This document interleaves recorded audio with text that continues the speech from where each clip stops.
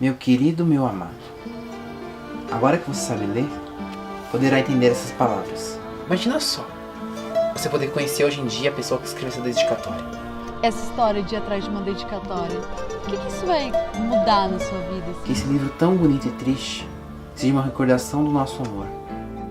Essa dedicatória é pro Miguel. Esse livro amaldiçoado, Bernardo. Sua partida me tirará ao chão, mas sempre vou recordar do que vivemos. Conheci livro, sim. Vontade de lembranças. Eu preparo o coração. Oi, pai. Pra uma canção de amor. Esse é seu primo Miguel. Já tem 22 anos, isso? Não adianta só ler com os olhos, Miguel. Também tem que ler com a cabeça, né? Cada letra, cada palavra vai juntando uma com a outra e de repente tudo começa a criar um sentido. Hoje é dia. Meu Deus, e eu deixei isso acontecer. Mas tu tá disposta a viver comigo? Disse? Tô disposta a ter você, meu amor. Eu não quero a nossa filha zanzando por aí com esse traste.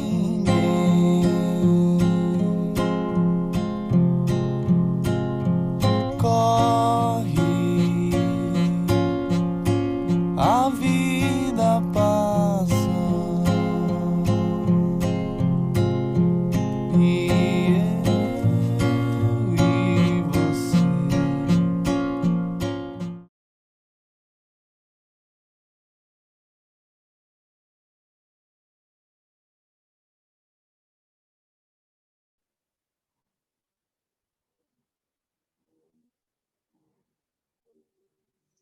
Boa noite a todos, começando mais uma atividade aqui do Festival Filme Possível. Essa live é sobre o filme Para Miguel com Amor, do diretor Daniel Neves. Antes disso, vou dar alguns recados aqui das próximas atrações do festival. Na quinta-feira agora a gente vai ter uma masterclass, uma aula, oficina, também virtual, com o diretor de cinema de Quebrada, Fábio Rodrigo. Vai falar sobre direção, sobre os processos de construção dos filmes dele, das decisões do diretor e como que essa figura do diretor aí atua e pensa o cinema. Fora isso, a gente vai ter outras masterclass ao longo do mês de abril.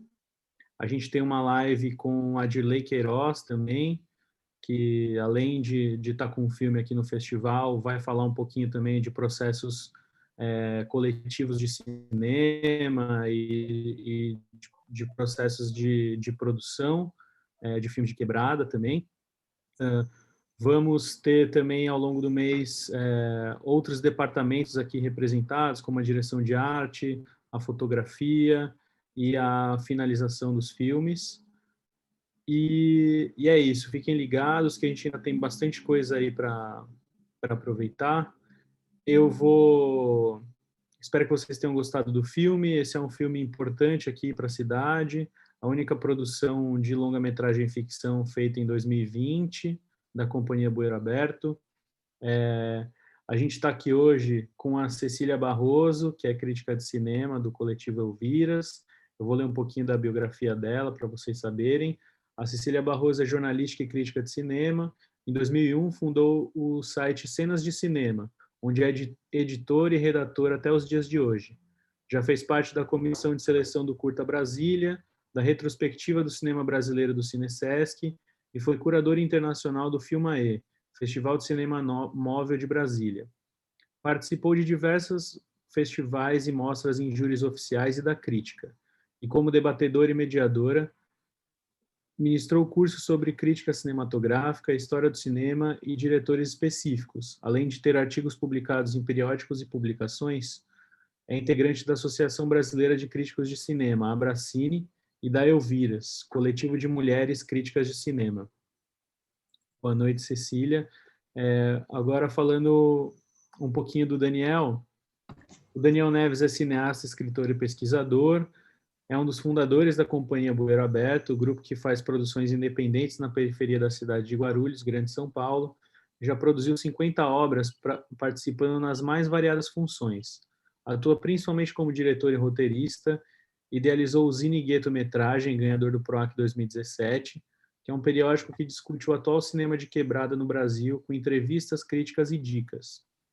Em 2014, publicou um verso na Maquinaria, Poesias. Em 2018, Histórias do Córrego, que são contos, ambos pela editora Letras do Subsolo, no qual também é editor. Foi curador da Mostra Marginal de Curtas em 2015 e Periferia Mostra Cinema em 2014. É formado em Filosofia e mestrando em História da Arte pela Universidade Federal de São Paulo, Unifesp, com a pesquisa Cinema Novo e Cinema de Periferia. Em 2016, ganhou o PROAC de roteiro com o longo Medo da Noite e escreveu o romance Ilusão do Parafuso, sobre imigração nordestina, com lançamento previsto para daqui 2 semanas. Ele vai falar um pouquinho melhor aí do que está por vir nesse nosso papo. Bom, queria dar uma boa noite a todos. O filme vai ficar em cartaz por 1 semana, até a próxima quarta-feira, então assistam, reassistam, comentem, discutam. Infelizmente a gente teve um probleminha técnico, então a live não vai rolar propriamente dita, a gente agora vai subir uma gravação, então a interação com vocês vai ser um pouquinho menor, né? Mas comentem aí, digam que a gente está sempre de olho aí nas nossas redes e nas atividades do festival, e participem como puderem. Cecília, convido você aí então para abrir, te passo a palavra aí para falar do filme, para comentar aí. Oi, pessoal. Primeiro, boa noite. Na hora que eu fui dar boa noite, meu microfone estava fechado, né? Que é uma coisa comum dessa pandemia. A gente teve que aprender a lidar com essas tecnologias de vamos falar, e aí a coisa comum é o microfone está fechado, está mudo. E o meu estava mudo. Então, boa noite. Muito obrigada pelo convite. É um prazer estar aqui, conhecendo esses filmes, vendo um festival muito legal, a gente conhecer a produção de Guarulhos, né? Muito bacana. Então, o filme me surpreendeu muito, assim, porque é isso, né? A gente vê que esse amor pelo cinema é tão grande que, cara, você vê um filme feito com tão pouco dinheiro e um filme tão complexo, onde o Daniel e todo o coletivo, né? O Boiraberto, é Boiraberto? Traz tanta coisa, é um filme que tenta falar de tantas coisas e que consegue falar de educação brasileira, consegue falar de ditadura militar, consegue falar de imigração nordestina, consegue abarcar tantos temas com tão pouco dinheiro, e você vê que é um trabalho muito coletivo, que traz a comunidade. Então, assim, além do coletivo ali, do coletivo do trabalho com aquele grupo, tem toda essa coisa do cinema de quebrada mesmo, que é todo aquele pessoal da comunidade trabalhando pela arte. Então, assim, é uma coisa muito, muito legal ver realizada, ver pronta na tela, e com toda essa carga. E eu conhecendo o Daniel aqui, gente, trocando antes da live, que não é live, mas seria uma live começar, ele falando da formação dele, que ele é filósofo, eu entendi muito, foi uma coisa que chamou muito a minha atenção. Logo no começo do filme, essa ação dele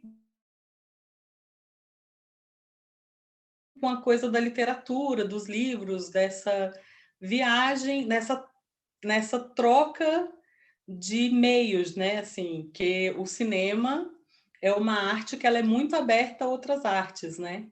Então, assim, o filme ele é muito aberto a essas interferências. E ele está muito aberto à coisa da literatura. E aí, eu conversando com ele, ele falando da coisa da filosofia, você percebe essa interação muito forte, essa carga que ele traz da literatura, que aí você vê, vem com o diretor, né? E uma coisa que eu achei muito interessante é como ele junta a trilha sonora como a música, que também tem muito de literatura também, né, que é a coisa da poesia, de como como as letras das músicas fazem muito sentido também nessa construção do roteiro. Então, assim, é uma integração desse caldo literário. Então, assim, achei isso tudo muito interessante.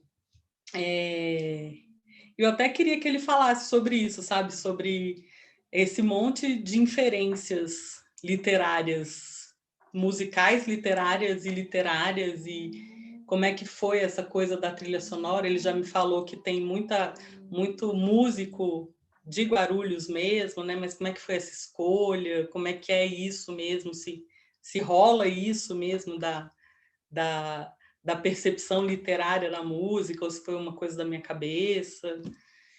E outra coisa que eu achei muito interessante, que me chamou muita atenção, é na hora que você vai falar da educação, né? Que é uma pegada bem forte do filme também, que você mete um Paulo Freire ali no meio, que eu achei muito interessante, que você vira e fala assim, é só você ver o que está à sua volta. Tipo assim, quando você vai aprender a ler, as palavras é o que você está vendo. Eu falei, Então, assim, eu acho que você usa muito isso de captar as coisas que estão ali, sabe? E aí eu vi essa coisa da comunidade, estar participando. Então, assim, achei que é um filme muito disso, assim, tem essa afetividade de ser dele e nele. Então, assim, achei isso muito legal do filme. Acho que é isso. Para começar, tá bom.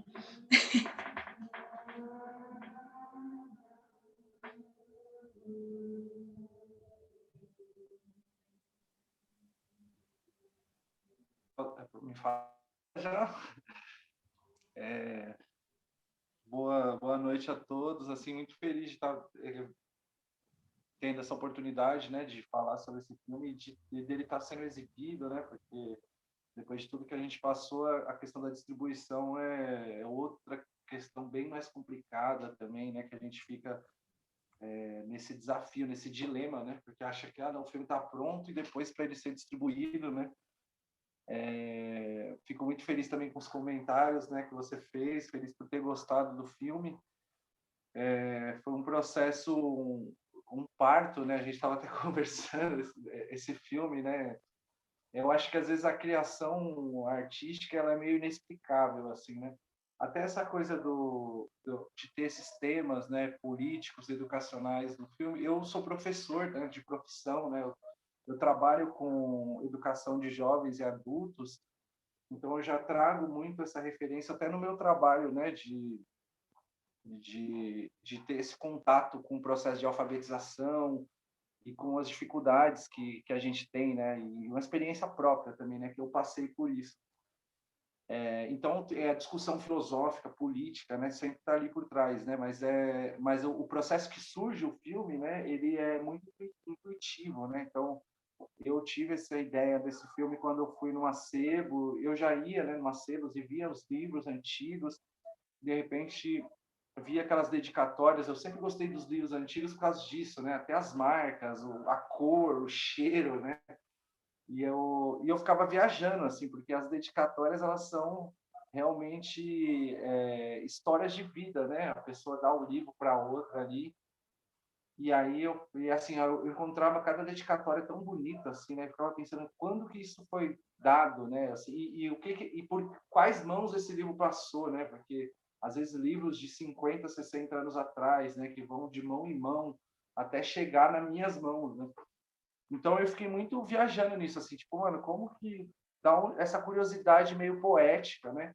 Esse contato do carinho com o livro, né? Porque eu acho que aí é o desafio do processo de alfabetização, também essa dificuldade que a gente tem com a leitura, né? Eu vejo isso com os meus alunos, já isso é uma coisa meio chata, né? E às vezes quando o livro envolve o afeto, né? Também, porque o objeto do livro, quando você dá para alguém, ele torna a coisa bem mais agradável, né? As pessoas percebem a importância que é a leitura, né?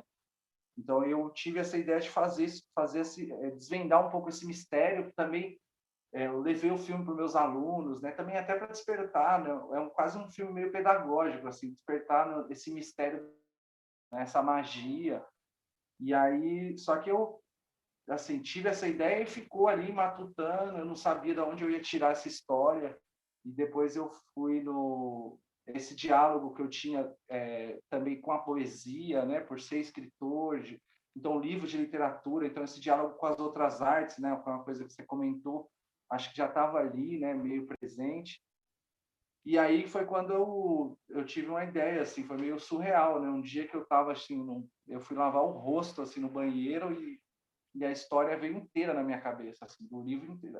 Tinha dedicatória, mas a história de migração dos personagens, eu visualizei, assim, eu acho que estava tudo sendo trabalhado ali no inconsciente.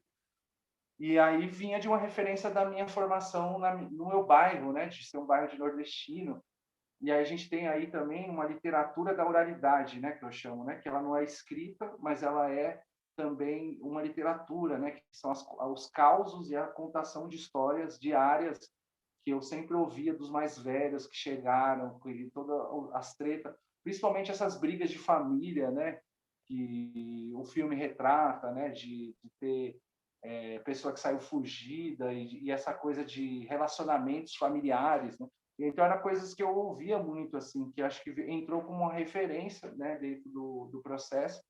E por o fato de ter esse diálogo com a cultura popular, com a cultura da oralidade, aparecem essas outras artes, né, que é a questão da poesia, né, que vem como um processo informal, né, porque você vê que o personagem não é exatamente um poeta, né, e eu acho que até a dedicatória do livro, assim, é meio que você meio que desmistifica um pouco a arte, né? Porque de repente a pessoa escreve uma dedicatória ali e ela já é uma poesia, né? Ou a pessoa escreve um versinho para alguém, né? Isso existe muito, né? Tanto que eu sempre retratei isso já em outros filmes assim. E a música que é algo muito presente, né? Tipo, eu cresci aqui numa comunidade que é tipo vários músicos, ouvindo música sempre, a galera tocando violão na praça, no bar, e uma cultura muito rica, assim, né? Então, essa mistura de arte, ela já vem dessa formação, né, que eu tive, eu acho que desse universo que onde eu cresci, né? O universo das sebos, né? Vem toda essa mistura que fez com que o filme tivesse essa presença muito forte, né? Eu acho que é até uma característica que a gente tem no nosso coletivo, que a música que a gente fala é um personagem, assim, né? A gente não... Geralmente, às vezes, o filme, a música fica meio de fundo. No nosso filme, a música, quando ela sobe, ela fica... E a letra sempre tá contando uma história, né? A gente teve referência até um pouco do Glauber Rocha, né? Que a gente traz também, de ele colocar um pouco da música popular e da contação ali na música, né? De ela dizer isso, né? Então, essa coisa de trabalhar a diversidade artística, né, a musical, da cultura popular, da literatura, da música, né, foi esse diálogo do universo que eu acho que é regional, assim, é muito próprio da onde a gente vive, da onde a gente nasce, que é Guarulhos, né? E até por isso o filme tem essa marca de dizer aonde o local, né, que ele está sendo feito, né? E essa questão que a gente está sempre pensando de identidade cultural, né, de quem somos nós, né? Quem somos nós brasileiros e quem somos nós guarulhenses, né? Sem tanta pretensão assim, mas existe uma formação étnica, cultural da nossa cidade que a gente tenta se reconhecer também. E também esse lado, né, que eu acho às vezes até difícil para o artista, porque a gente é meio livre, assim, eu acho que a gente tem que ser livre para falar o que quiser e não ter também uma moralidade, né, uma discussão assim de querer formar as pessoas, mas esse aspecto pedagógico, né, como eu disse, de você incentivar as pessoas a ler e discutir assim a leitura no Brasil, a alfabetização, né, a relação de conhecimento, né, e aí de fazer uma grande apologia mesmo ao livro, assim, para despertar nas pessoas esse interesse também para que elas leiam, né, não só vão ver o filme, mas de falar ver como esse universo dos livros são bem bacana, né? Então, nessa perspectiva mesmo.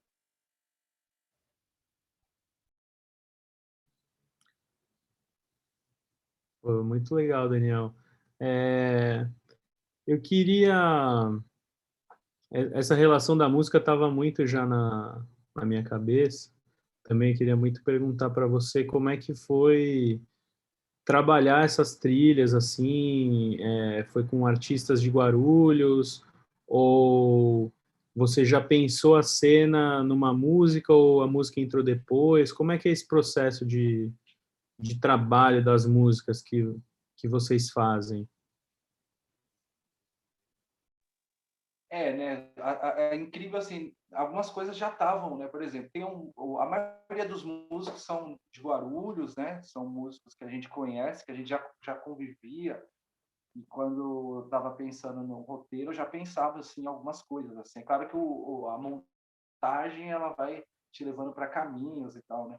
Tem um músico que eu acho que é o que mais aparece, que ele é de Vitória da Conquista, né? Que é o Evandro Corrêa, que a gente conheceu ele também num processo de um filme e ele é um cara meio migrante, que ele vem para São Paulo, vem para Guarulhos, algumas vezes fazer show e tal e volta, né? Então a gente tinha esse contato com ele muito forte, assim, né?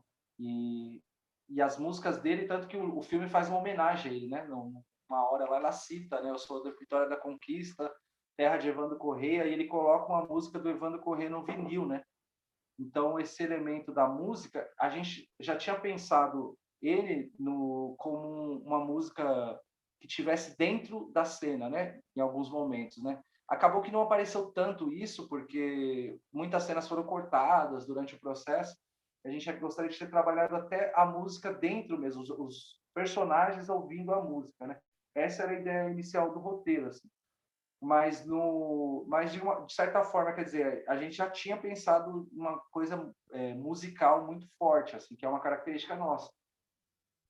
Mas assim, os artistas, eles vão aparecendo mesmo na montagem, né? Aquela coisa de você ir vendo o filme e aí você tem cenas ali que não foi nem pensada para ter música, né? A gente colocou acho que tem uma cena, por exemplo, que o pai da Isabela coloca um vinil lá, que toca Evandro Corrêa também, e aí depois a música começa a rolar, as tomadas que tem ali, elas repetem a mesma cena que tinha sido feita antes, com um diálogo, né? A gente repete, só com planos diferentes, né? Porque na montagem pareceu interessante, né? Fazer aquilo, né? Então, o processo da música, ele surge muito na montagem, assim, da gente ir mesmo fazendo o filme, e aí os músicos parceiros que a gente tem, né? Que já falam também de temas que são... a gente ouviu muita música, por exemplo, na hora da pesquisa, né? Que eram músicas que já tinham esse tema, e várias delas que estão no filme, né? Então a gente vai buscar esses músicos que são... que já tem música gravada, né? Porque também a gente não tinha condição de ir lá no estúdio, né? Ou de produzir uma trilha totalmente original, né? Então foi nesse diálogo com a galera, de chamar a galera, de ter essa presença, falar, pô, colocar seu som lá no filme, e aí foi muito bonito, assim, musicalmente falando, né? O filme tem uma força bem interessante nesse sentido. Daniel, a minha mãe é de Limoeiro do Norte, lá do Ceará, né? E você falou esse negócio das conversas, dos causos, e, nossa, super tem essas histórias de, ai, veio fugida, e quando você vai ver, veio porque estava grávida do padre. Era assim, né? E aí, você, no final do filme, você coloca uma cartela falando da professora Isabel. Isso é ficção ou existiu uma professora Isabel? Ih, ele travou.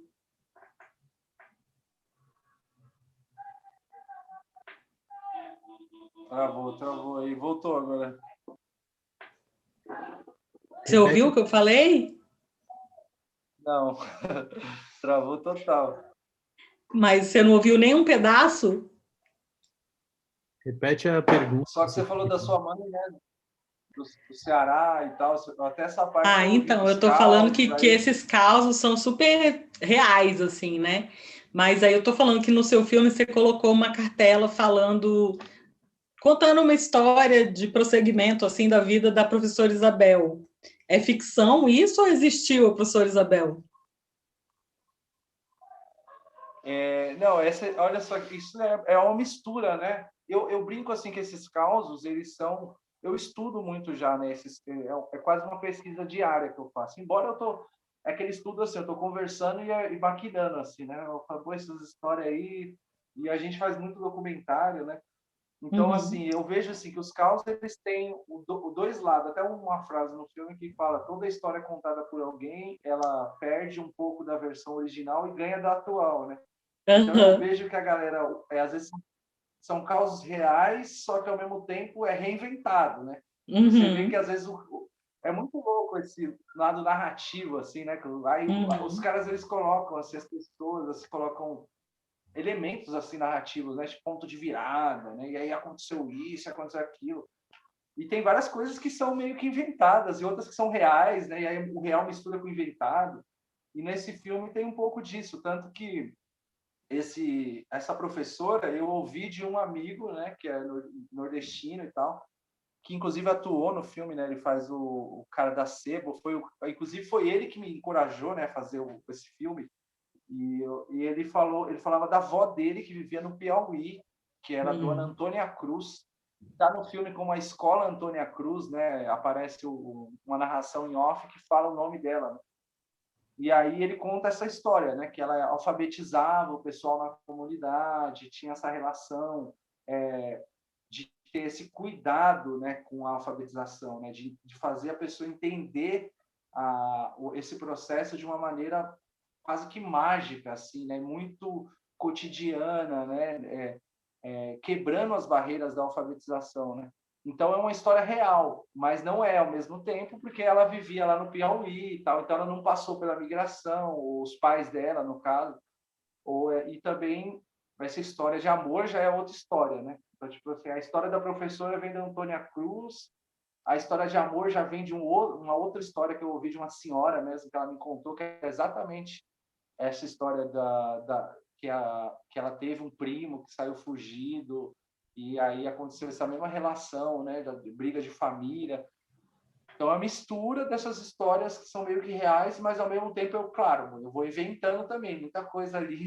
Eu também vou criando, né, vou contando da minha forma, né? Mas a professora Isabel seria essa professora que tinha essa coisa de ensinar mágica. Sim, a Antônia Cruz, que ensinava um povoado, né?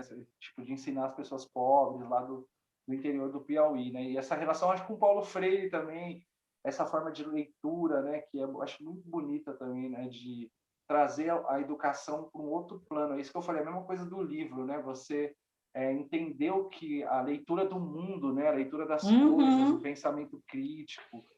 Sim. Eu acho que é muito isso, assim. E outra coisa que eu anotei aqui, que eu achei muito legal, que tem no livro. Ah, me conta essa história desse livro, antes de eu entrar nisso aqui. Aí, como é que foi a história do livro? Como é que você criou? Porque, assim, eu fiquei tão... Eu estava até falando com meus filhos, eu falei, gente, eu tenho que descobrir isso aqui, onde é que vai dar esse negócio?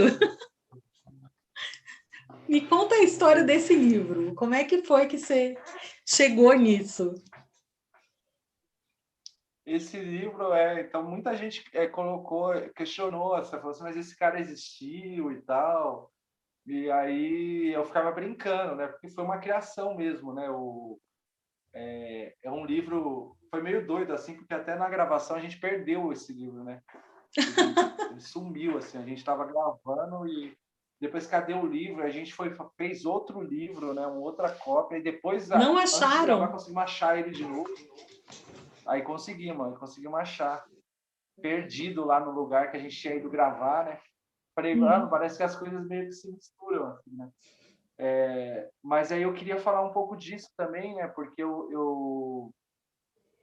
assim, por dois motivos, né? O primeiro motivo era uma literatura que foi esquecida, uma anti-história da literatura, né? Porque nós temos uma historiografia literária que ela não considera... ela tem os cânones dela, né? E a gente tem aqui, nas quebradas, por exemplo, nas periferias, a gente tem artistas, né? Que passaram, que construíram literatura, construíram várias artes, assim, desde a época da ditadura, né? Eu acho que a própria ditadura a memória da ditadura é muito lembrada, né? Tem o pessoal que sofreu muito e tal na guerrilha, mas assim, tinha os grupos de extermínio nas periferias de Guarulhos, de São Paulo. Guarulhos tem uma história muito forte com a ditadura, por exemplo, e isso não é relatado, assim, sabe? Eu acho meio estranho. Então, eu queria falar, é óbvio que também a ideia não era falar tão diretamente, né? Mas eu queria colocar, assim, um escritor que ninguém conhecesse, sabe? Um cara que desapareceu, assim, e fazendo um pouco essa metáfora de escritores que produziam, que são os nossos pais, os nossos avós, que sempre tem ali. A gente tem histórias dessas pessoas, né? Que eu conheci, por exemplo, né? De pessoas que escreviam, tinha um caderninho lá, e que tinha muitas que tinham um grande talento, assim, que não são lembradas, né, na história da literatura.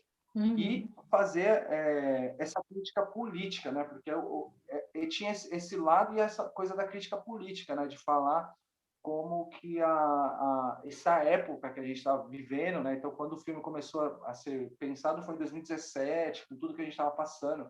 E eu queria trazer muito 2013, porque eu participei de 2013, né? E em 1988 que o filme se passa, então era fazer um cruzamento, o que deu errado, né, nessa democracia e o que a gente está meio que mantendo do aspecto da ditadura, né? Então também de dar um aviso assim de uma forma mais metafórica a gente falar da censura, falar do assassinato de pessoas que foram esquecidas ou pessoas que foram completamente esquecidas, né? No caso, pessoas que sofreram censura, que foram torturadas, e pessoas que morreram e que ninguém sabe o nome, né? Porque nos livros de história tem uma seleção que não é julgando também, todo mundo sofreu e tal, mas tem isso, que eu falei, aqui em Guarulhos, por exemplo, a gente tem um monte de gente, de nossos antepassados que foram assassinados pela polícia na ditadura militar, que não aparece em livro nenhum, assim, né? Não tem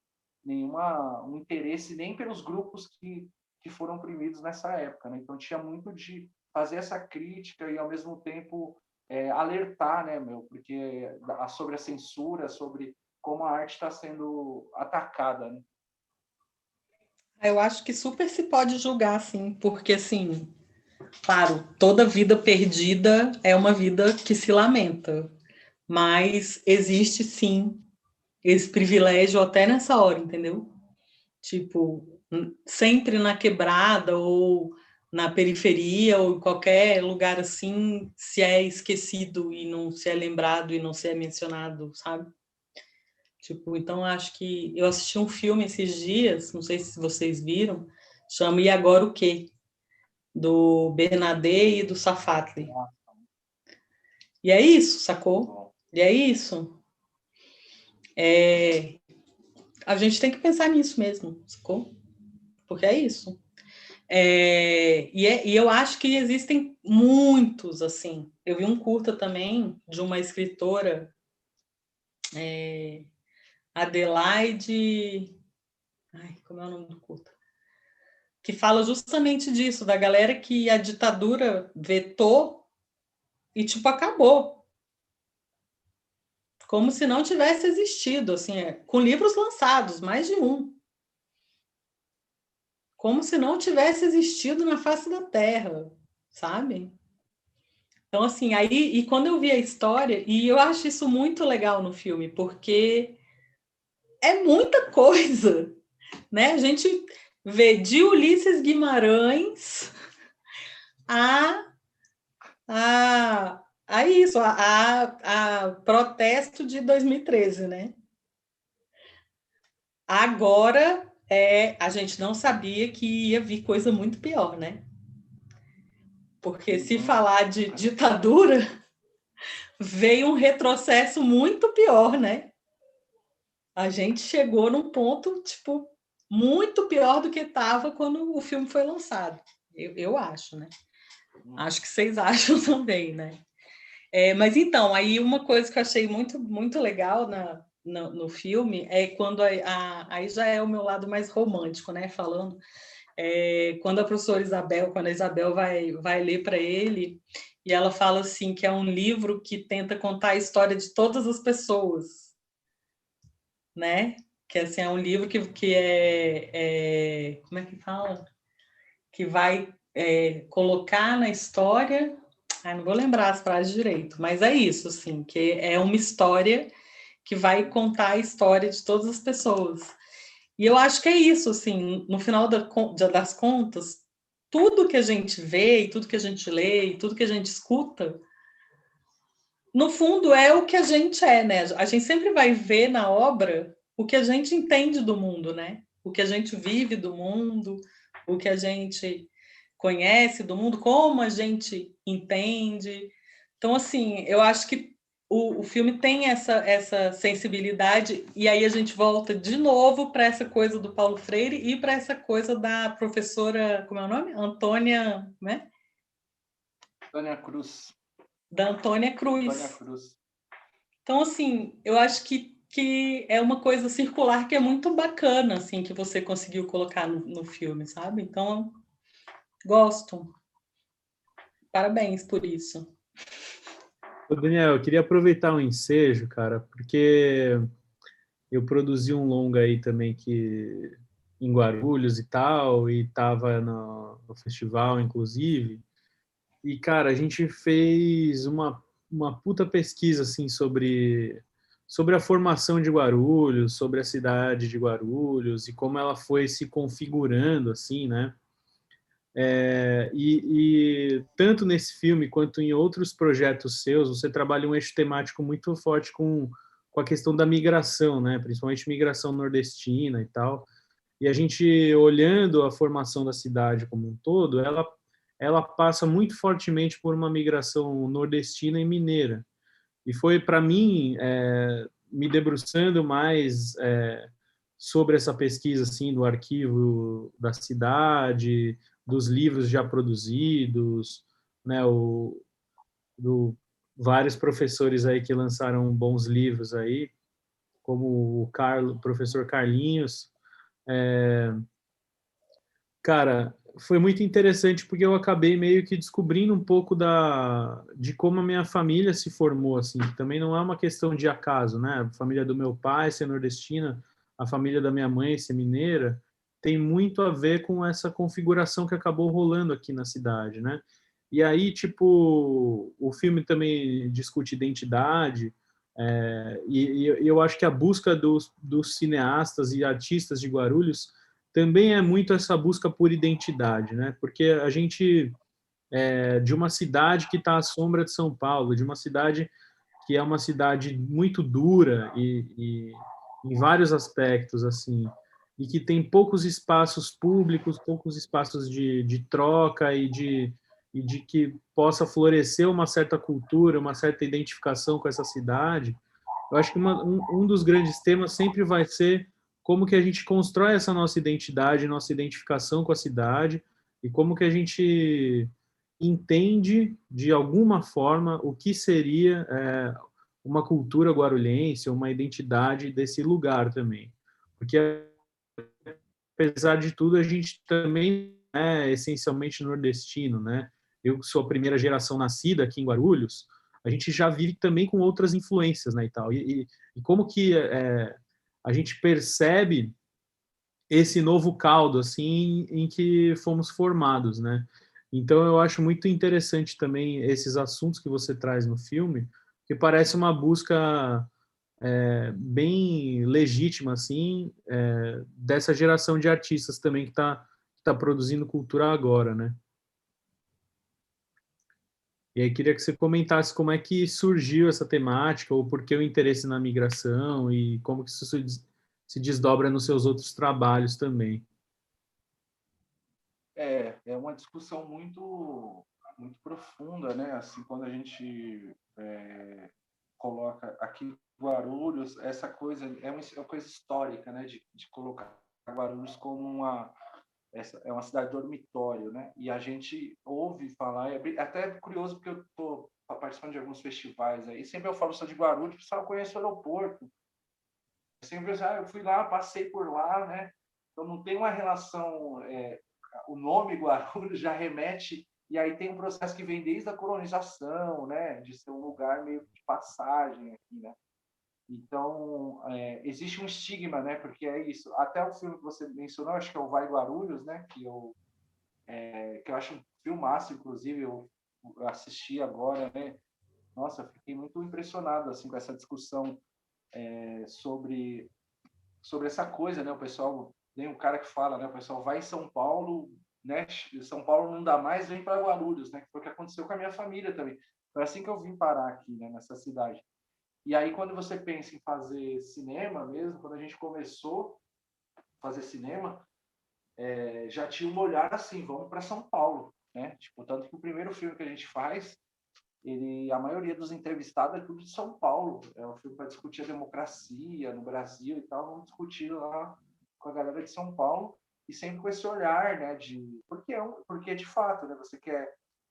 Você não tem uma oficina de cinema, por exemplo, né? Como que aprende? Vai ter que estudar. Eu mesmo já fiz, né? Vários cursos fora, né? De Guarulhos. Então você acaba tendo essa ligação, né? Depois que a gente se percebeu assim como guarulhense, porque na verdade esse olhar nosso também muito forte da cultura popular, que eu falo. Eu até brinco que o nosso cinema ele é uma espécie de cultura popular, de ser regionalista, né? Tanto que a gente exibe o filme em bar, no Escadão, e os filmes às vezes fica restrito àquele público do bairro, o pessoal vai ver porque está lá na tela, ou porque tem um amigo, né? Isso até é um problema, né? Porque a gente quer às vezes ir para fazer o filme ir para longe, mas a cultura popular é muito isso, é o violeiro que senta ali na calçada e ele faz uma música que está falando do próprio bairro, da localização que ele está. Então, essa relação nossa regionalista fez a gente questionar a própria ideia, a própria imagem que a cidade tem, né? Que é passada da cidade, né? E aí a gente começar a tentar descobrir ou tentar se aprofundar na nossa identidade, né? Por exemplo, da onde que a gente cresceu, inclusive a nossa singularidade, né? Porque é isso. Até eu vejo o sistema de quebrada diferente o cinema de quebrada feito nas periferias de São Paulo e feito na periferia de Guarulhos, né? É uma outra configuração. Tem várias possibilidades temáticas, mas eu digo até de condições. Estou citando um exemplo porque a nossa cidade é meio que um bairro de São Paulo, então não tem às vezes os caras têm uma condição até melhor que a gente para fazer do que porque não tem muita importância isso e porque a população sai muito daqui, sai para trabalhar, então também é muito difícil. Eu até falo que o nosso desafio é fazer com que os nossos filmes cheguem no pessoal de Guarulhos primeiro, né? Inclusive, a gente está trabalhando muito agora nas nossas produções, assim, para quem a gente está fazendo. Primeiro é para o pessoal daqui, velho. Vamos tentar dialogar com a galera daqui, porque a partir daí a gente ganha uma força absurda, né? Uma cidade de 1 milhão de habitantes, se essa cidade... E a mesma coisa do time da cidade, né? Como é o futebol, como é o teatro, é a música. Se a própria cidade ela compra a ideia do que é feito aqui, ela começa a enxergar a sua própria história, né? Ela passa a ver o valor que ela tem, né, velho? Que é o que essas pessoas há muitas que viram um filme que falaram, pô, mas a gente se vê ali na tela, né? Eu passei por isso. A questão que eu vejo assim, eu até brinco, porque assim, quase tudo que eu faço assim tem nordestino, é uma coisa impressionante. Assim, eu fui fazer um filme indígena que era um cara um super brother nosso, que ele veio para Guarulhos algumas vezes e tal, de uma aldeia. E aí a temática era demarcação de terra e ele veio me contar a história de que a família dele era nordestina e que eles migraram para São Paulo. Aí eu falo, mano, mas como esse negócio cruza assim tudo que você vai fazer tem nordestino. Eu fiz filme de choro, tinha nordestino contando a história de imigração. Se eu filme sobre samba, foi fazer um filme de poesia com a tiazinha, veio do Nordeste. Estou fazendo um filme agora com um multiartista aqui de Guarulhos, que é o Oswaldo Alves. Aí eu falei, não, eu quero falar sobre a arte dele, porque ele pega o lixão, constrói a arte, só que de repente ele me conta a história da migração e o negócio... Aí eu falo, não tem como não falar disso. E aí escrevi um livro também sobre isso. Então, é uma coisa assim que é uma cidade muito nordestina, né? A minha família mesmo é mineira, né? Então tem outras referências e tal, tem outras formações, a própria ancestralidade negra, indígena, é muito forte aqui também, mas é uma cidade predominantemente nordestina. Assim, para onde você vai, para qualquer lugar, né, você vai fazer um filme sobre carnaval, como eu também já fiz, agora um recente, tá lá os nordestinos. E aí tem sempre essa ligação muito forte, né, com essa coisa de contar a própria história. de imigração, né? Então eu ouvi isso a vida inteira, assim, né? Então aí quando eu vou fazer um filme, sempre tem. Aí se eu for perguntar para o cara, não, mas a sua ancestralidade sempre volta, a gente chega no Nordeste de novo, né? Então eu brinco que o sertão é aqui, né, velho? A gente tá, Guarulhos é um pedaço do Nordeste quase, né? E de viola, né? De repente, de cordel, tem uma cultura nordestina que ficou e que a gente incorpora, né? Eu que nasci aqui, né? Eu meio que vou trazendo isso, acho, na minha formação, né? Mesmo sem ser nordestino, né? Porque para mim, agora eu estou lançando um romance, que é a Ilusão do Parafuso, que vai sair um filme, né? A gente está produzindo uma série de documentários sobre livros feitos em Guarulhos e todos os documentários falam sobre o Nordeste também. O meu romance foi sobre o Nordeste e era uma coisa totalmente diferente desse filme, por exemplo, mas mesmo assim eu estava numa ligação que é sempre ouvindo essas histórias. Isso me encanta muito, assim, pela força desse povo, né? Eu acho que a grande questão é o anonimato, como essas histórias anônimas, elas têm um valor de riqueza no sentido de como as pessoas contam e principalmente da força desse povo, assim, de ser um povo forte, um povo que enfrentou, assim, e que ergueu a cidade inteira, assim. É uma cidade que tá com a mão dos nordestinos, assim. Então, tipo, mano, para mim é impressionante, assim, valorizar isso, assim, de falar, mano, vocês são... Até usou com a galera, eu falo, mano, nós é moleque, nós não se conhece nada, velho. Nós cresceu, o bairro já estava melhor. A galera que chegou do Nordeste não tinha nada, velho. Quando chegou, não tinha água, não tinha luz, sabe? A galera teve que organizar tudo, construir um bairro, construir uma cidade inteira. Depois a gente nasceu, foi mó treta, mas a gente tava bem mais suave, né, mano? A gente já nasceu com outras perspectivas. A galera não tinha nem perspectiva de estudar, fazer arte, assim, tipo, era uma coisa que a gente teve essa oportunidade porque teve nossa ancestralidade construiu isso, né, velho? Tá no nosso sangue, a gente tem que valorizar essa galera porque é essa galera que é os nossos heróis, vamos dizer, né? Não é isso que eu falo, a micro-história. Quem é que construiu as pirâmides do Egito, a muralha da China? Quem construiu Guarulhos? Quem construiu o Brasil, né? A gente vai ver nos livros de história, tá lá os caras lá, fodão. Quem construiu são as pessoas anônimas, velho, que ninguém sabe o nome que tá lá. Tem uma puta história de vida quando você senta e que te ensina pra caramba também. Não são pessoas alienadas e, né, eu vou chegar lá e vou ensinar. Pelo contrário, aprendo pra caramba. Também são pessoas com contradições, né, com problemas, também não são perfeitos, não é questão nem de idealizar, né, com preconceito, né, como o filme mostra, né. Mas são da onde surge, né, velho? Nossa base está aí. São humanos, né? Aproveitando o gancho, cara, eu queria que você falasse um pouquinho da Companhia Bueiro Aberto, assim, como é que surgiu, como que vocês se organizam e também como é que foi fazer essa transição de curta documentário, curta ficção, longas documentário, até chegar nesse primeiro longa de ficção aí, né? E como é que a diferença de fazer um longa de ficção para as outras produções que vocês estavam já acostumados a fazer e tal, como é que foram esses processos aí?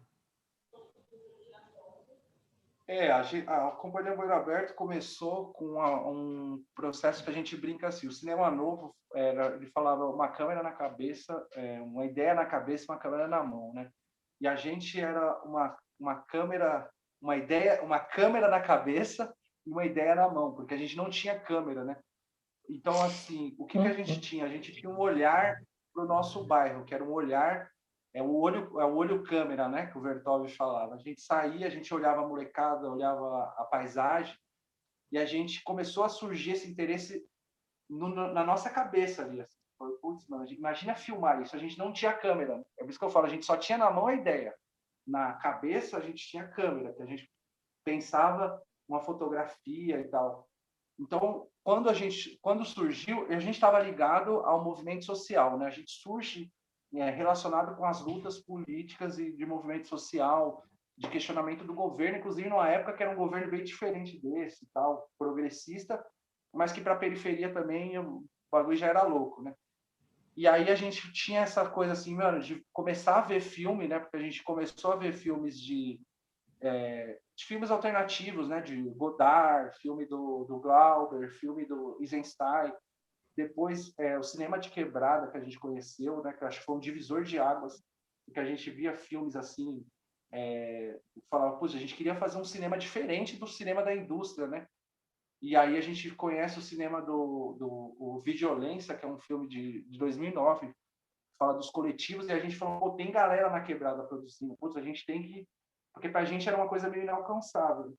Então, tipo, tinha essas duas coisas, assim, o nosso olhar, que era uma olho-câmera de ficar ali observando as coisas, de imaginando e tal, e a ligação com o movimento social, que era fazer assim, a gente precisa de falar, a gente não é ouvido, então a gente precisa de falar, a gente precisa de pegar esses meios de comunicação, que é o cinema, e construir o que seria uma contra-hegemonia, né, vamos dizer, falando meio na visão do Gramsci, uma visão marxista também que a gente tinha, né, de ruptura com o sistema capitalista e tal, e um sistema que tem uma mídia dominada, que é onde a gente cresceu, né, hollywoodiano, com a mídia monopolizada, que transmite uma ideologia.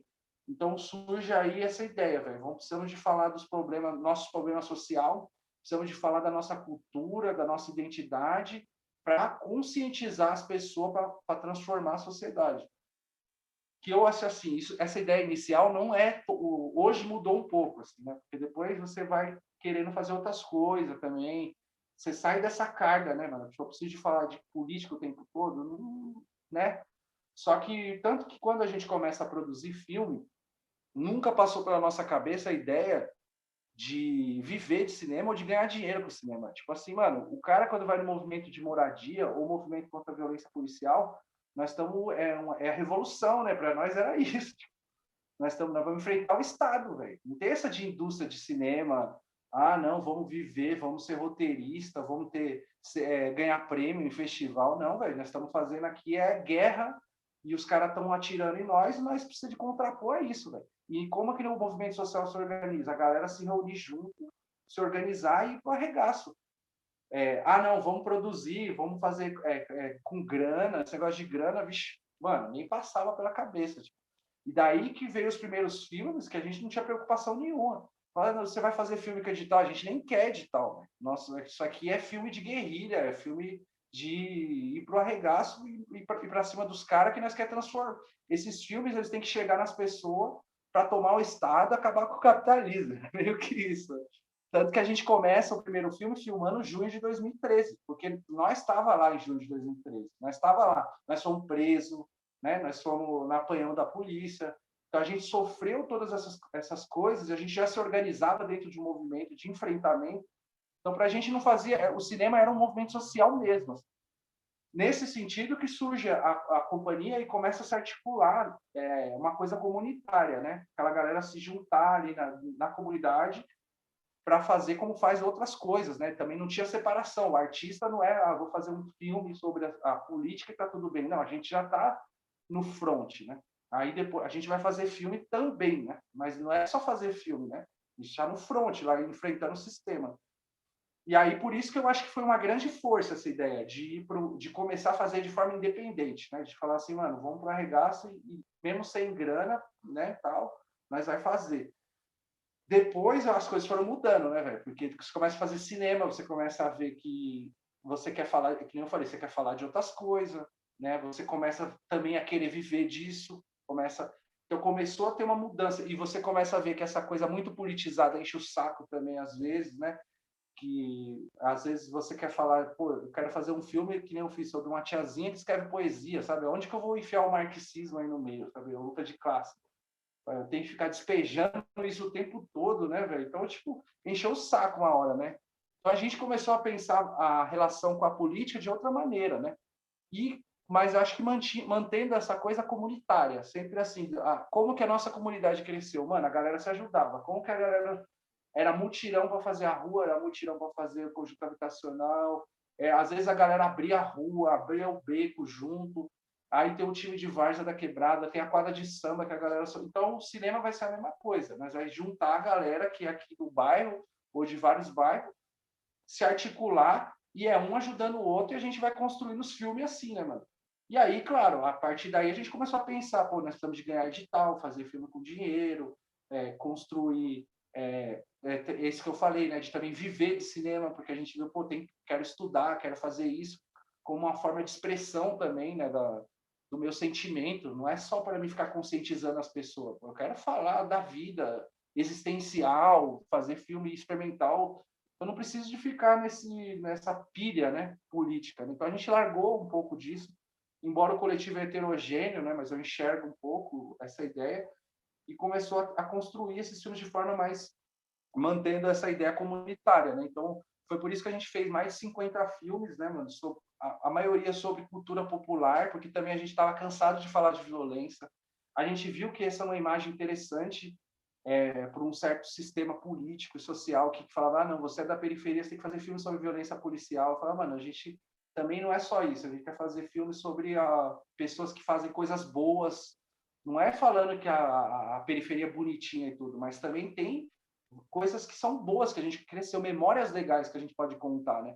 Então a gente começou a pensar nessa ideia e aí foi um amadurecimento, né, velho? Porque também a gente não sabia, primeiro filme a gente não sabia ligar uma câmera, a gente não sabia que era cartão de memória, a gente não sabia que era bateria, não sabia que tinha que colocar em HD, não sabia que era programa de edição, sem informação nenhuma. Então a gente foi aprendendo a linguagem, dominando cada vez mais a coisa técnica, né, velho? E criando esse sistema meio comunitário, de juntar a galera, de assim, essa experiência do cinema que é diferente da indústria, né, velho? Que a galera tem essa... não que a gente não queira. Hoje eu falo, pô, a gente quer também estar lá, fazer filme com grana, no sentido, assim, de ganhar dinheiro, o roteirista ganhar bem, o diretor. Mas a gente tem muito essa coisa do encontro, né? Nossos filmes sempre foram meio que encontros, assim. Era um processo muito... Não é tipo um trampo, assim, exatamente, que tá todo mundo lá, que cada um tem a sua função e é que nem uma fábrica, ou sei lá, é meio que um encontro, assim, velho, tanto que a gente filma na quebrada, assim, é gente pra caramba em volta, é um evento, assim, né, velho, tipo, a galera reage àquilo, fala com o ator, e intervém no meio do filme, então, tipo, esse processo, a gente foi dominando isso para chegar a ponto de falar, não, a gente consegue fazer vários filmes sem ter esses recursos, né, velho? E aí que surgiu essa ideia do longa, velho. Quando a gente foi amadurecendo e falou, não, agora a gente chegou, já tinha uns 40 filmes ali, falou, agora a gente pode entrar e fazer um longa-metragem de ficção, né, velho? Que aí depois a gente falou, mano, o que a gente fez? Era melhor que a gente falou, pô, e aí foi uma coisa surreal, velho. Porque aí a gente viu que o projeto era muito audacioso, filme de época, depois falou, pô, mas por que tinha que colocar... Conta a história aqui em 2015, velho, vai voltar para os anos 80, aí, porra, mano, figurino, coisas que a gente está sempre aprendendo, né? Mas foi uma maturidade da hora, assim, para chegar e conseguir fazer um longa-metragem, assim, de ficar bem calejado, assim, né? E perceber as dificuldades que né? Que a gente estava até conversando, que eu falo, o documentário é mais de boa de fazer. Você vai lá, filma a galera, geralmente a galera próxima, você vai com poucas pessoas. A ficção não, são vários atores, figurino. A luz que a gente usou, né, no filme, a gente teve muita luz natural, mas já tinha muita luz artificial que a gente tinha que criar. Nosso documentário, geralmente, a luz totalmente natural. A gente sempre usa o sol lá, né, aquela coisa, né, o realista. De repente, a gente, na ficção, tinha que montar um set, e era muita cena, né, velho? E muita gente acumulando função. Então, isso daí foi um desafio, assim, velho. Eu vejo que é bem mais difícil você produzir um longa de ficção, mas mesmo assim a gente conseguiu, quer dizer, você vê a força que a gente tem do coletivo, assim, de conseguir a galera junto ali, mano. Eu falo quase que no, mano, vamos, sabe, tipo, é uma irmandade, assim, né, uma família, tipo, mano, chorar junto, desistir do filme junto, depois voltar, um dando força pro outro e fala, mano, agora... Então, é esse processo que eu acho muito bonito. Assim, eu tenho muito orgulho de participar desse coletivo por causa disso. Assim, é um coletivo, mano, muito... A galera muito sangue no zóio mesmo. Assim. Não tem muita discussão, assim, tipo... Ah, não, vamos fazer um filme na Lua, vamos. Tipo, você quer fazer mesmo? Nós vai, mano. Nós dá nosso jeito. Mas, tipo, não é... Sabe? Eu gosto muito. É uma galera que é muito empolgada e muito, assim, eu vou pra cima mesmo, sabe?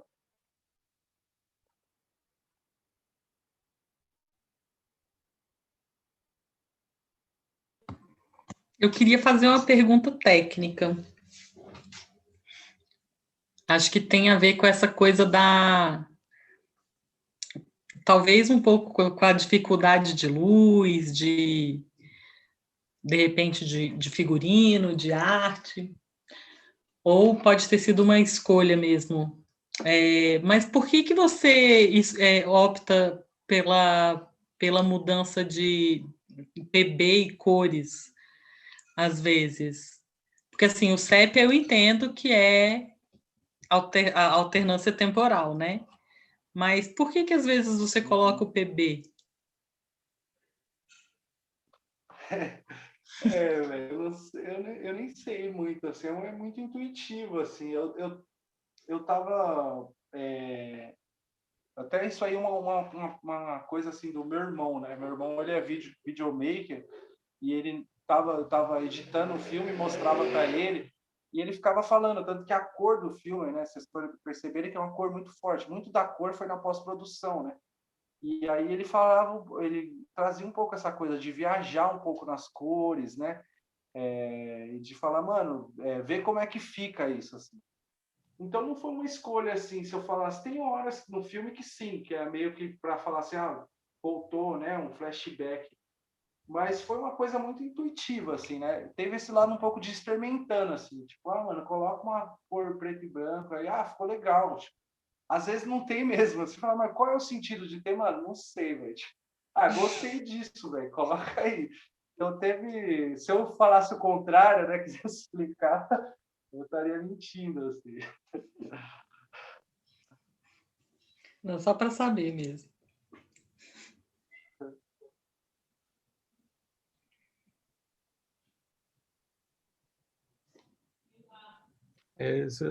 Só perguntar também desse desafio mesmo de já fazer o primeiro longa, um filme de época. E aí, essa informação ainda não foi colocada aqui, mas acho que o filme foi feito com R$ 1.200, né? Então, puta que pariu, R$ 1.200 é muito pouco dinheiro para fazer qualquer filme, né? Como foi essa experiência? Como é que vocês conseguiram esses recursos e como que vocês viabilizaram? Porque claramente o filme não custa R$ 1.200, né? Ele parte de que várias pessoas vão ali colaborando, né, e tal. Como é que isso foi construído? Então, esse valor foi um valor que a gente juntou, assim, da produção, que a gente fala, né, assim, que a gente fez uns corre, fez uns rateios na equipe, e teve esse valor, assim. Mas, assim, foi mais. É óbvio, por exemplo, quando era muito da comida, às vezes os próprios atores, né, faziam um rateio ali. Assim, é uma questão que a gente fica numa encruzilhada entre valorizar um filme que é feito com esse dinheiro e, ao mesmo tempo, não idealizar isso. Porque é um filme que tem muita crise, assim, eu tenho muita crise com ele, porque eu tinha uma proposta para ele e eu tive que abdicar dessa proposta pela falta de recurso. Então, tinha muito mais cenas, né? Um filme sobre migração nordestina tem que falar, por exemplo, do cara na cidade, enfrentando aquele monstro da cidade grande. E a gente viu que não dava para fazer aquilo, né? Pela logística, pela questão de figurino, pela questão da arquitetura que a gente ia ter que buscar para conseguir retratar essa cidade e não escapasse nada, uma roupa moderna, alguém que tivesse de fundo, um prédio, alguma coisa que remetesse de fato àquela coisa antiga, né? Isso eu dando um exemplo. E tinha muito mais cena, né? A professora Isabela, a gente criou cenas dela na escola, ela enfrentava, fazia abaixo-assinado para conseguir construir a escola. Aí o povo ia ajudar a construir as cenas mais da escola, que tem as cenas que foram gravadas da escola contemporânea, né? A gente também tinha muito mais cenas e tinha um trabalho que a gente tinha preparado para os atores que a gente não conseguiu fazer. Os atores tiveram que ir no dia gravar.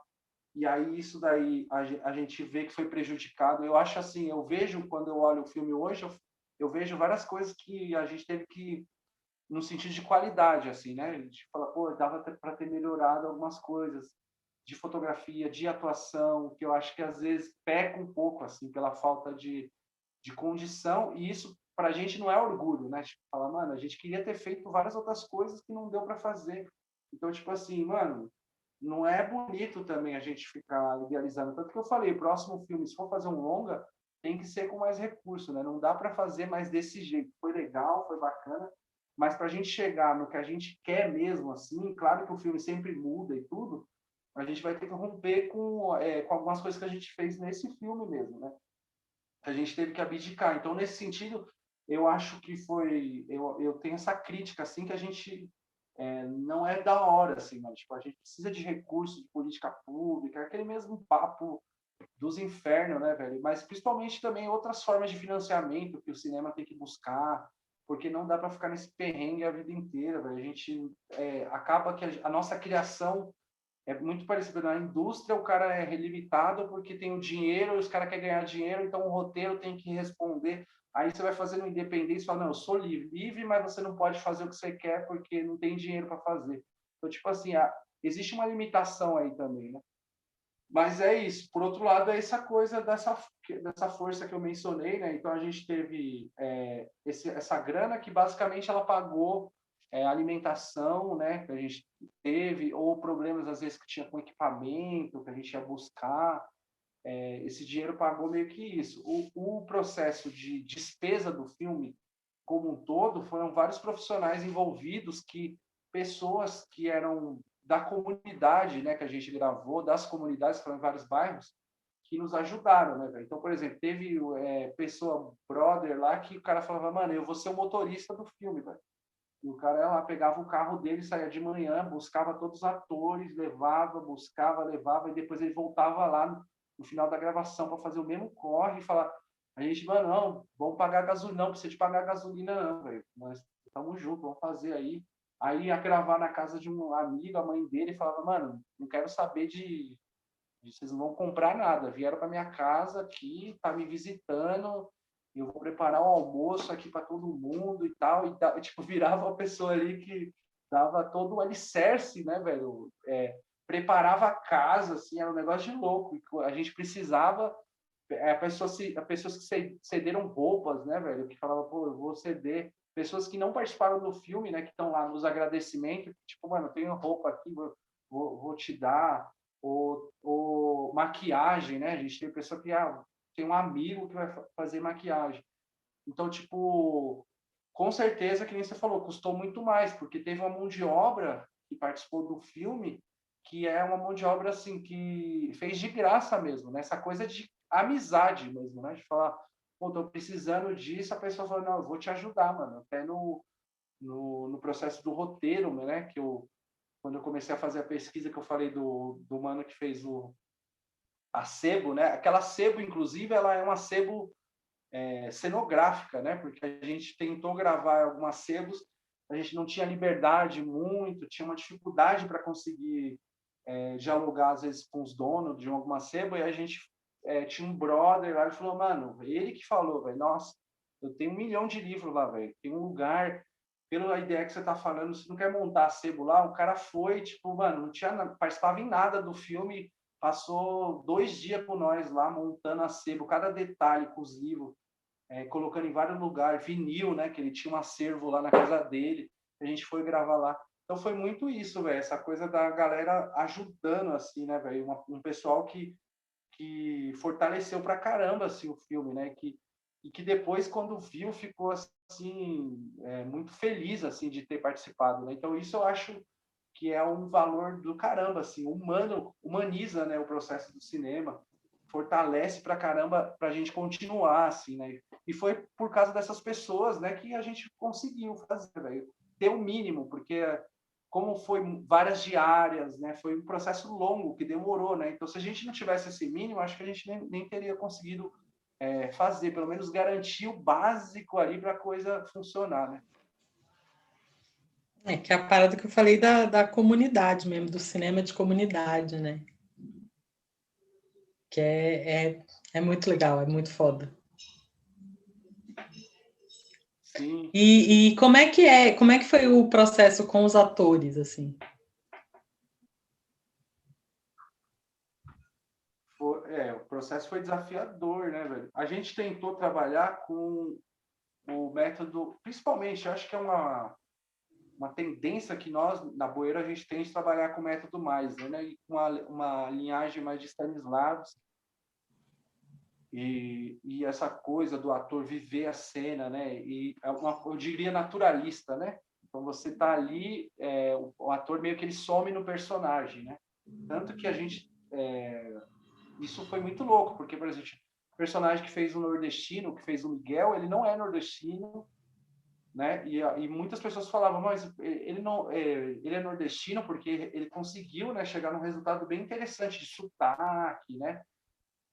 Então a gente trabalhou, né, nessa pegada mesmo de fazer teve a Janaína, né, que foi a preparadora de elenco, também traz muito essa visão, trouxe um pouco do Clau, que ela trabalha muito com isso. A gente fez uma preparação muito de improvisar muito assim no começo, de viver a experiência do personagem, ter uma vivência, construir memória, né? Construir memória afetiva para depois a gente conseguir dominar melhor o roteiro, né?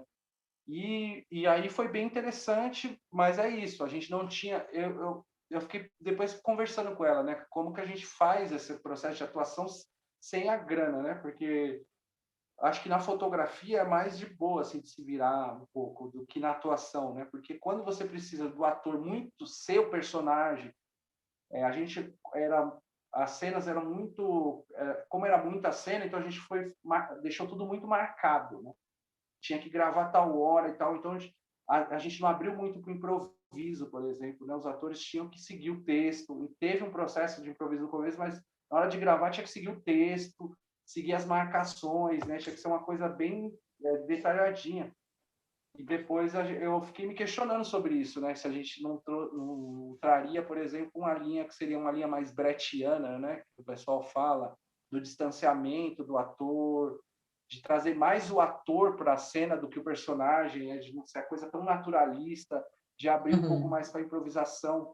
Tem uma cena, acho que da escola lá que a gente fez, que os atores estavam muito presos, e aí eles tinham que ficava muito com o texto na cabeça, tinha que falar o texto, sabe? Às vezes a gente ter falado, mano, vamos inventar, sabe?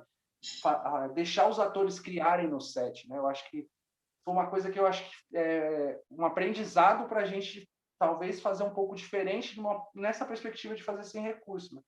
Mas a gente levou muito essa ideia dessa linha mesmo, que é uma coisa também que eu acho interessante pra caramba, né? Que a gente estudou isso até aqui numa oficina, né? E fez alguns trabalhos que eram muito nessa linha mesmo do ator ser o personagem mesmo, né? Ele desaparecer no personagem, né? Então, é uma coisa mais marcada mesmo, né? Então, a gente fez esse processo.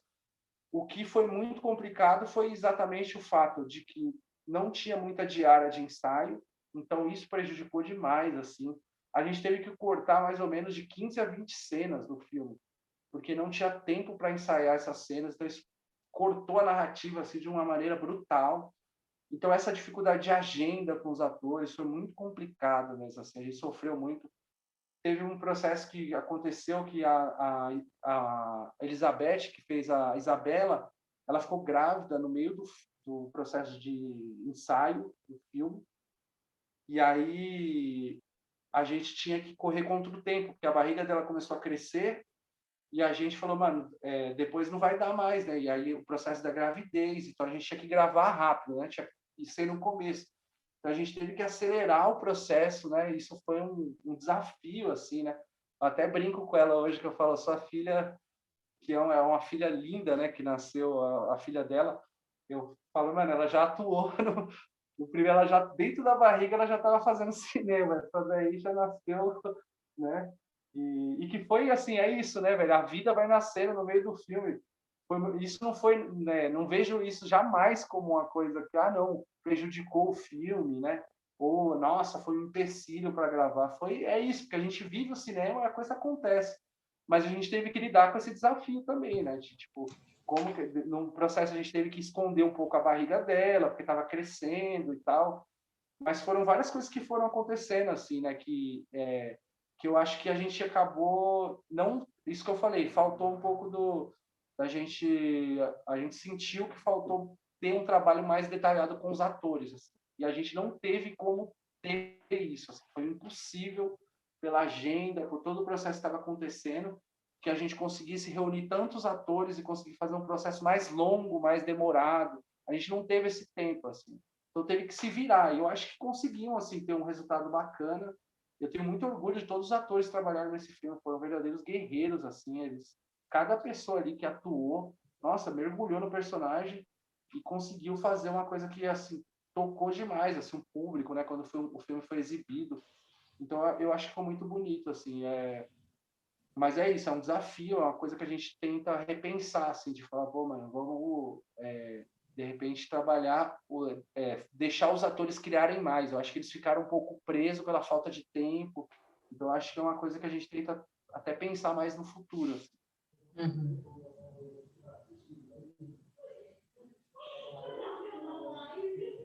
Bacana. Cecília, você tem alguma coisa ainda que eu gostaria de explorar em relação ao filme, às críticas? Eu já queria dar os encaminhamentos finais aqui, né?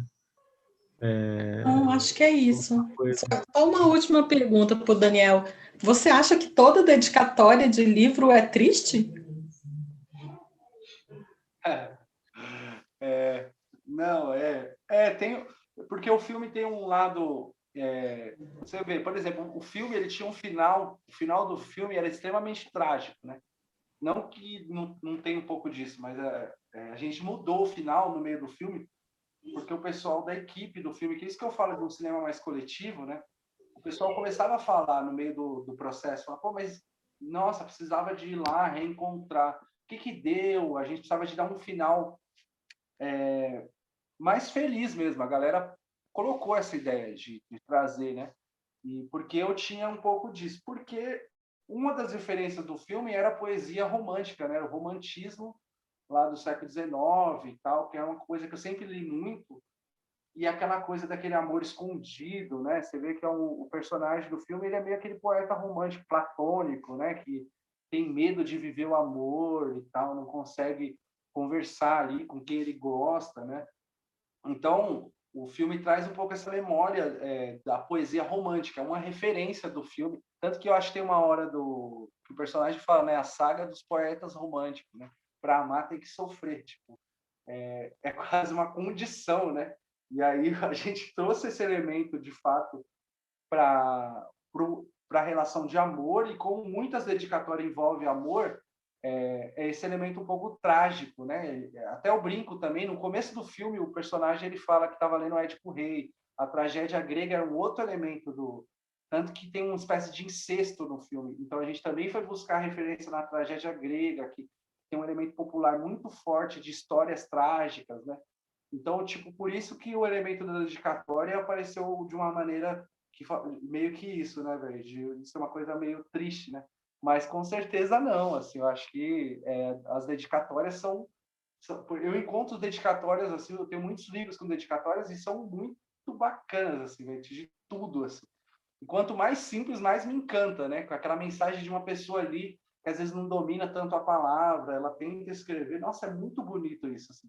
Eu já ouvi várias histórias sobre isso e tem muitas memórias boas, né? Tem memórias ruins, né?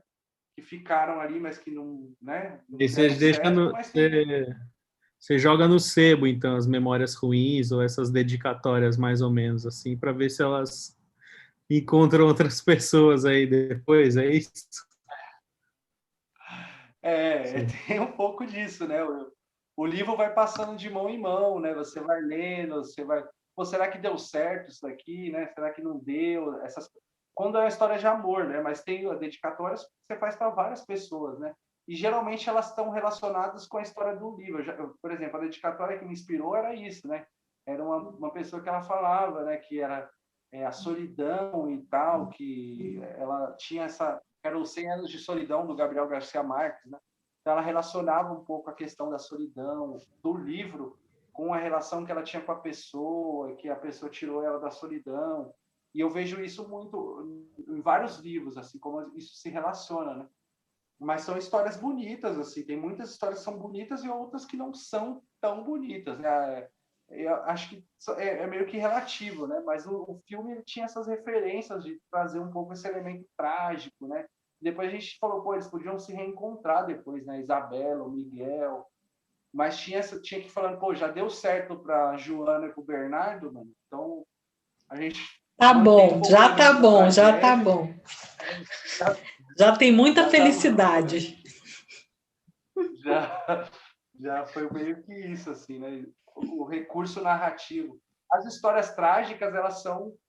Por isso que o autor, ele fala, né? Tem uma hora que ela fala que o autor dominou o jeito de contar a história, né? Porque existe uma forma narrativa histórica que ela está, inclusive, na cultura popular, que ela bebe muito na tragédia, né? Porque é isso, você vai contar, você vai escrever roteiro, é isso. Não?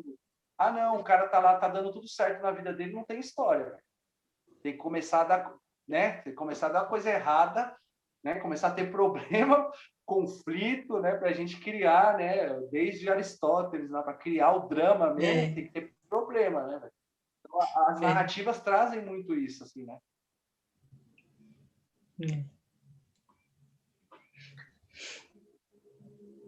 Tem uma parada que também a gente falando desse lance da produção e tudo mais, e da possibilidade de locações, de fazer um filme de época e tal, que realmente, né, quando a gente está com um orçamento muito restrito mesmo, a gente acaba optando por planos mais fechados, né, e em ambientes também mais fechados, mais controlados e tal. Então, o filme também acaba resolvendo muitas situações no diálogo ali, em locações mais fechadas, em ambientes mais controlados, né? Porque também partir para rua ou para algum conflito maior, né? Fora desse contexto, assim, 3 atores ou mais, um pouquinho mais e tal, fica difícil, né?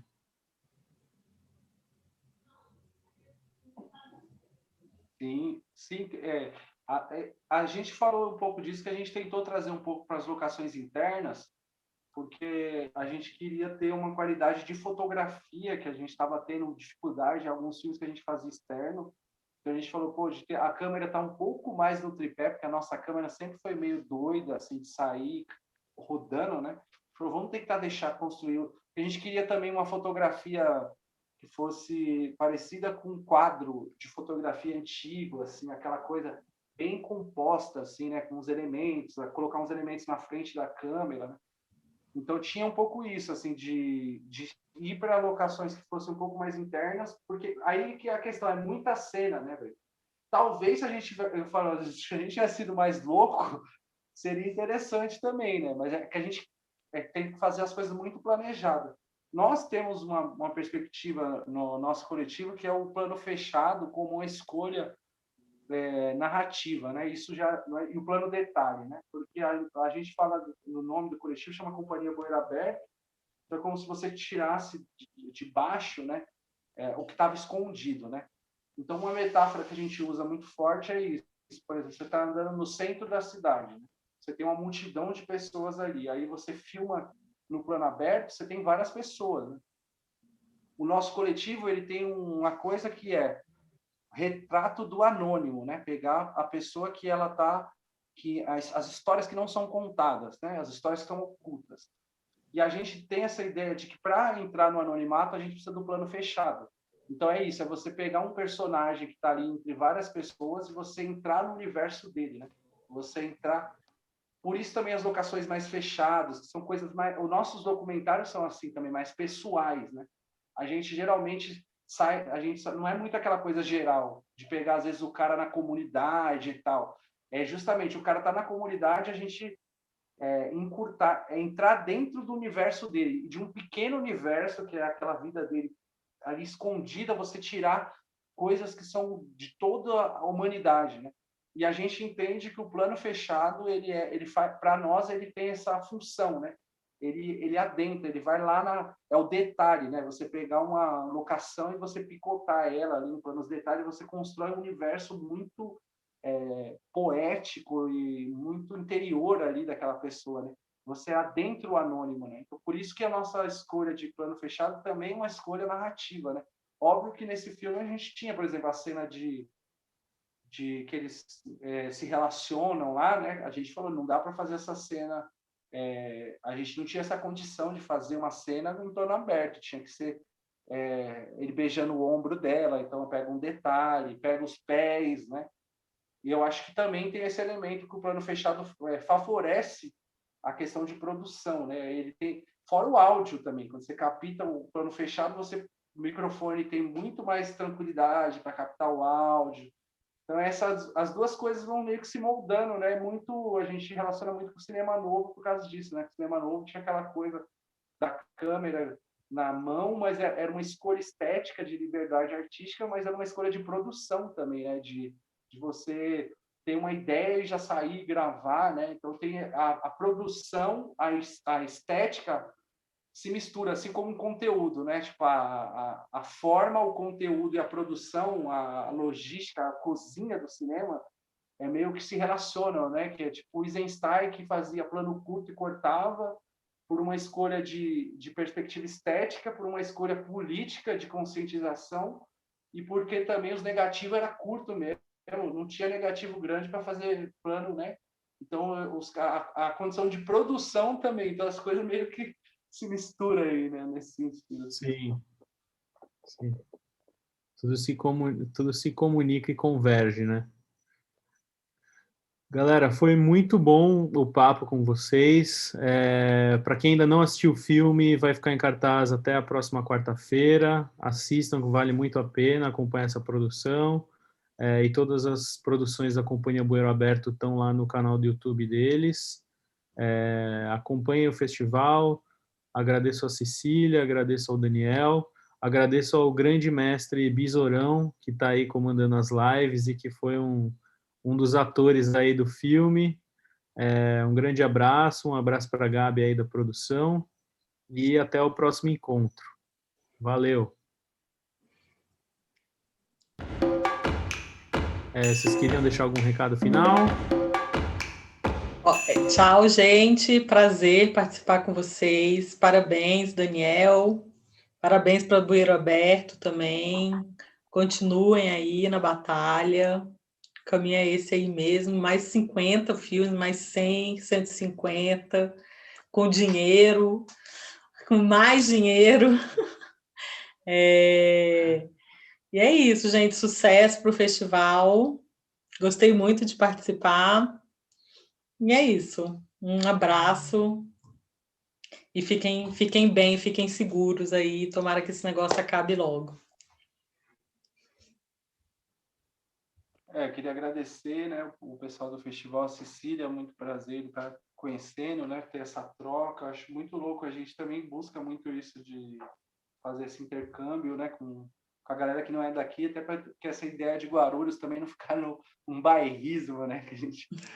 Mas agradecer muito o festival está muito bacana, assim, tenho acompanhado os filmes, né, e é muito legal para a gente que forma a gente vai vendo outros filmes, vai vendo que a galera está produzindo, as discussões, né, eu acompanhei as lives aí, foram muito bacanas, e aí falar para a galera do nosso coletivo, né, que nós temos um canal no YouTube, hoje é o nosso principal, principalmente com a pandemia, né, a gente não está mais fazendo exibição na quebrada aqui, isso aí está sendo uma dor, assim, né, velho, que isso é doido, assim, é algo que está muito difícil, mas é isso, né, nós estamos trabalhando muito agora no YouTube, né, então tem o canal Companhia Bueiro Aberto, lá tem as playlists lá de documentários, de ficção, série, né, que a gente está produzindo, então para a galera que quiser conhecer ir lá, a gente está lançando uma série agora que chama Guarulhos, Letras de uma Cidade Dormitório, que é feita aí pelo Aldir Blanc também, que são 5 episódios, né, sobre livros,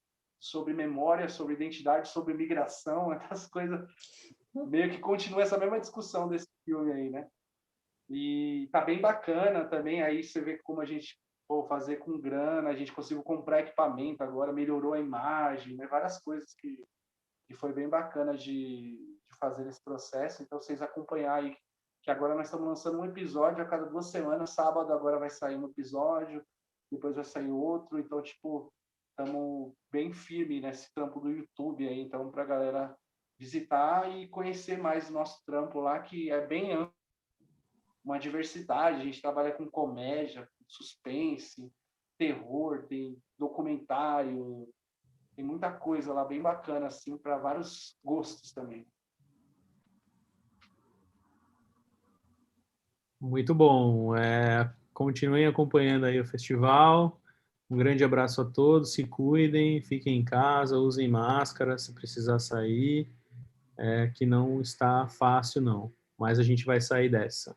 Aproveitem todos os festivais online, tem muito filme aí para assistir, a gente está com uma programação aí também, então tudo que for para colaborar para ficar em casa, respeitem aí as medidas sanitárias. Um grande abraço.